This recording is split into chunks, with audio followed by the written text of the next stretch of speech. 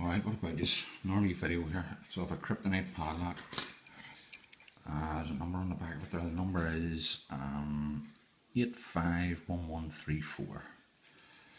It's a 6-pin lock. Focus your boy. Focus. Is it going to focus or what? Yes, it's a 6-pin lock. Although it does look like a 5-pin, but that there is the first pin. 1, 2, 3, 4, 5, 6. 6-pin lock. Funky looking key.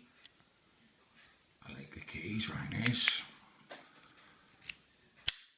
It's not key retaining. No tension on the core when the lock's opened. But when the lock's closed, it does have tension on it. I'll try and get it picked.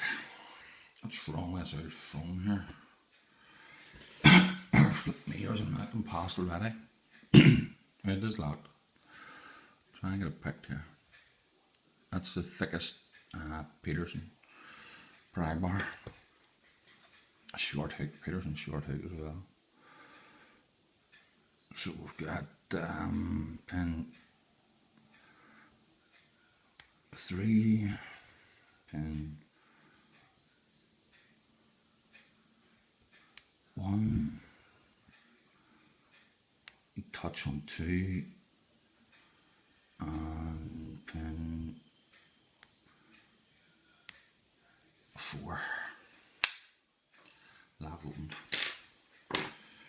Right, this is the second take. I don't usually do second take videos. I usually just throw out, as you probably know, I just throw out the same out. Whatever shit I get on the first take is what I throw out in videos. But this is my second take, and I'll tell you why. Or I'll show you why in a wee second.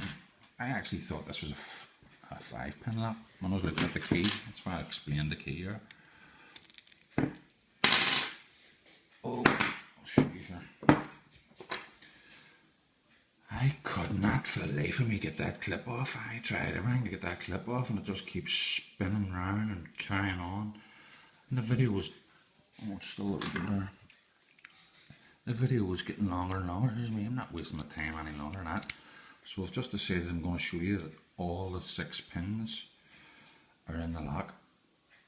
Obviously now if you turn the key around it and there was no top pins in it, obviously the pins would fall into the Bible.